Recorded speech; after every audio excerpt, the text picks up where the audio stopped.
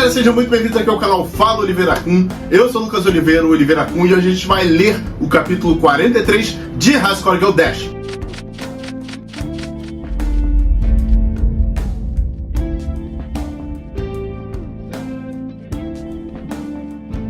Mas galera, antes de começar a ler o capítulo de Dash de hoje, eu queria pedir pra você deixar o seu like, seu comentário aí embaixo dizendo o que você achou e também deixando alguma sugestão se você tiver, tá bom? E se não for inscrito no canal, se inscreva no canal, ative o sininho para receber notificação dos meus vídeos, também me siga nas minhas redes sociais e na rede social do canal Fala Oliveira Kun, que é o Fala Oliveira Kun, tudo junto, tanto no Instagram quanto no TikTok, e aí embaixo na descrição tem dois links, um você vai para lá no nosso servidor do Discord, o outro você vai para lá no nosso canal da Twitch. E como eu disse, galera, hoje a gente vai ler o capítulo 43 de High Score Girl Dash, que segue sendo escrito pelo Renzo Yoshikiri e lançado mensalmente lá no Japão. Lembrando sempre de agradecer tanto a página quanto o grupo High Score Girl Brasil e também a Fábrica de Lutadores, que é quem está traduzindo esse mangá. Sem mais enrolações, vamos pro resumo do que foi o nosso último vídeo lendo High Score Girl Dash. E galera, as férias estão chegando e com as férias está chegando também o Festival Genki Sensai. Festival esse que vai haver torneios de jogos de luta que Yamai, Katajiri e Oshina pretendem participar. E eles inclusive já estão treinando para isso no depósito da loja dos pais de Hidaka, que por sinal é onde o filho da diretora também agora está trabalhando. Porém, Oshina acaba descobrindo que a Katajiri e o Yamai pretendiam lutar individualmente nos torneios, sendo que ela, Oshina, pretendia lutar em grupo com eles. E fora isso, também só ia haver um torneio em grupo no Festival Genki Sensai. E esse torneio seria de 5 contra 5 no Street Fighter 2. E Hidaka acaba motivando tanto o Yamai quanto a Katajiri a participarem desse torneio junto com Oshina, mas como vocês podem ter percebido, estamos falando só de 3 personagens e são 5 para fechar o grupo. Mas é aí que entram duas figuras salvadoras, pois Tetsu, que é o filho da diretora, e Arisu vão se juntar a esse grupo junto com Yamai, Katajiri e Oshina. E assim, praticamente confirmando eles nesse torneio de 5 contra 5 no Street Fighter 2. Mas como será que está sendo e como anda a preparação deles? Veja a seguir. A capa do capítulo 43 mostra que parece que fugiremos um pouquinho do tema do capítulo anterior e mostra Kumi e Doi. Kumi ainda pergunta se Doi está carente por causa de Kung Fu. E o capítulo começa com Doi encontrando alguns alunos que estavam jogando juntos em um restaurante. Doi pergunta se não deveria ser proibido jogar PSP em restaurante, mesmo nas férias de verão, e um dos alunos pergunta se Doi está paisana mesmo nas férias. A aluna também pergunta se ele não tem uma namorada, e outra aluna ainda diz que Doi é bem bonito, mas não é popular com as garotas. Doi responde que houve uma época em que até a professora dele achava ele um gato, e isso fez ele se sentir um cara bem convencido no colegial. Perguntaram pra ele com quantas garotas ele já namorou e ele responde que com nenhuma. As alunas acham Doi meio depressivo e dizem que irão até comprar um sundae pra ele. Ele diz que vai para um bar, mas pede para não contarem para a diretora, que isso será um segredinho deles. E ele pensa que desde sempre as pessoas estão subestimando ele. Doi, em seus pensamentos, diz que uma namorada não tem nada a ver com ele e que a única garota que gostou dele foi a Onizuka no fundamental, e que o momento que ele começou a perder a confiança dele como homem foi por causa de Haru, pois quando ele viu um cara que ele considerava inferior conseguindo viver um grande amor, até hoje ele fica desconfortável. Ainda pensa que ele só pode estar inventando desculpas, mas o Haru é ironicamente irritante como o sol escaldante em um dia de verão. Doi, deitado na grama, começa a pensar em casamento e se pergunta se ele está na idade para pensar isso. Miyauchi e Hidaka também não têm esse tipo de relação com ninguém, então acha que está bem, mas percebe que está prestes a ficar para trás. Se pergunta ainda se o amor da vida dele não poderia simplesmente cair do céu, e no detalhe, simplesmente a Kumi caindo do céu. Por sinal, quase cai em cima do Doi ainda por cima, que pergunta o porquê dela ter feito isso do nada, e ela responde que é da natureza dela querer fazer um combo aéreo quando alguém está com a guarda baixa. Pergunta se Doi está com tempo livre, e ele responde que não, que só está descansando um pouquinho, que durante as férias os alunos costumam sair e fazer a farra, e como professor deveria ficar de olho neles. Kumi diz estar impressionada e que, em comparação, o pai dela fica vidrado no computador em casa. Kumi pergunta se Doi não acha que está precisando se distrair um pouco e chama ele para ver um filme na casa dela. Ele nega e ela pergunta o porquê não assistir um filme com ela. Doi diz que não queria que fosse isso que ela pensasse e acaba cedendo em ver um filme com ela chamado O Presente de Emanuel.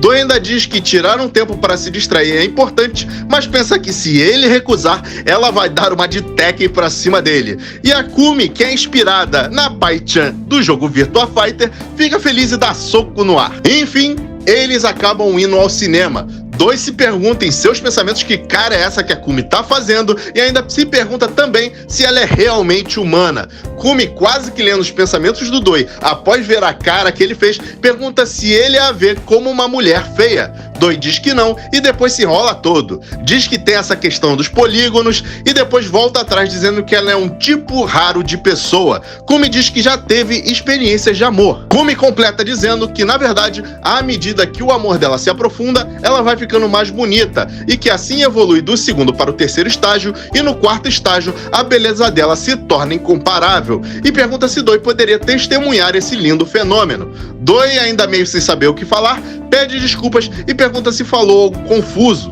Kumi vê que sua pipoca acabou, mas também vê que o balde de pipoca do Doi ainda tá cheio. Então Kumi simplesmente se joga de cara no balde de pipoca e ainda come a pipoca e fica falando de boca cheia. Doi, em seus pensamentos, diz que essa garota é um pé no saco e que disse que queria ver o filme, mas nem estava prestando atenção nele. Na saída, diz ter sido um filme emocionante, mas que não teve nenhuma Madame Emanuel, né? Kumi diz que pensou que fosse um filme sensual e Doi pergunta se ela escolheu aquele filme pensando em sacanagem.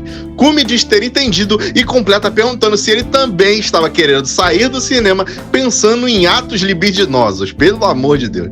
Que então Doi estava planejando que eles ficassem em um clima de tensões obscenas. Doi diz que Kumi não tem jeito mesmo e termina dizendo que quem está pensando nessas coisas é ela e pergunta se não acha que ainda falta muito para que ela domine essa técnica de Kung Fu. Kumi então resolve partir para ação e tasca ali o beijão na bochecha do Doi, que revida com um golpe em Kumi que faz ela cair e ficar rolando. Depois Doi fica arrependido e pede desculpas. Doi se justifica dizendo que sentiu uma coisa dura na cara, lá ele.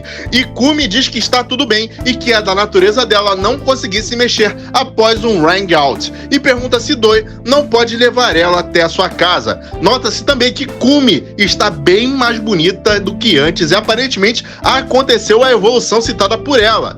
E indo até a casa dela, Kumi diz que isso é uma coisa bem constrangedora de se dizer e que não faria algo tão impróprio. Doi diz que ele e Kumi não são namorados nem nada, mas logo após nega e se pergunta quem é ele para dizer isso. Ainda diz que isso de beijar e dormir junto não vai rolar, que fica feliz que ela tem uma boa impressão sobre ele, mas diz que isso não é o bastante. Kumi então diz que se ele dormir com ela irá mostrar a ele um monte de coisas novas sobre ela. Doi, meio coagido, no final das contas, acaba se deitando com Kumi. Kumi então pergunta o porquê Doi decidiu se tornar professor. Doi responde que isso aconteceu quando ele estava no terceiro ano do ensino médio e estava também preocupado com o seu futuro, quando ele então encontrou a sua professora da escola primária, que era uma boa professora, tal qual era um bom professor, o pai de Kumi. E ela disse que Doi era um garoto um pouco peculiar e difícil de se aproximar, mas parecia que ele se daria bem com crianças. Completa Doi dizendo que foi depois desse encontro que ele viu o seu potencial e que se ele se tornasse professor, todos ao seu redor ficariam surpresos. Então, do nada, Kumi simplesmente dá uma cabeçada nele e pula em cima dele, dando uma ajoelhada bem na boca do estômago de Doi, provando que ela é meia doida da cabeça no final das contas. Kumi começa a dizer que ama muito Doi quando seu pai no mata abre a porta e pergunta o que está acontecendo enquanto presencia o espancamento de Doi. Ele diz que o único jeito dela expressar o seu amor é através do Kung Fu. A página corta para o Miao e a Hidaka, que foi pra lá pra levar o Doi pra casa,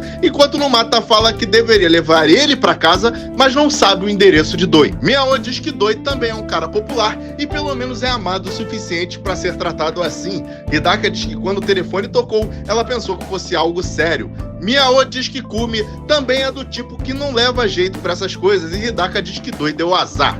Miao diz que Doi é um cara totalmente indiferente ao amor e que ele também é assim, mas que estão na idade que tem muitas preocupações. ainda pergunta a Hidaka se ela não mudou de ideia a respeito disso, e ela responde que não, pois está muito ocupada com seus alunos. Miao diz que é exatamente o que a Hidaka diria, que eles estão falando sobre amor como se fossem estudantes do ensino médio. Hidaka até se pergunta, nós? E Miao diz que também tem alguém que lhe atrai no trabalho. Hidaka diz que não é que o Miao também está apaixonado, e ele responde ser um amor não correspondido terrível e que está passando pelo mesmo sofrimento de sempre. Mas então, Miao faz aquela pergunta de R$1 milhão e pergunta para Hidaka se ela superou aquele grande amor. Hidaka responde que sobre aquele grande amor e sobre isso de superar, mas Miao corta e diz que Hidaka mudou muito depois de ter ido pro exterior. Miao ainda pergunta se Hidaka se encontrou com a ONU e que tipo de experiências ela teve em Los Angeles. E após o rosto de Hidaka pensativa, vemos uma estrada como já vimos em capítulos atrás de High Score Girl Dash. Hidaka diz que parece que vai ser uma longa história e diz para deixar isso para uma outra hora. E Miao diz para ela parar com isso, pois ela está fazendo suspense só para não contar a história.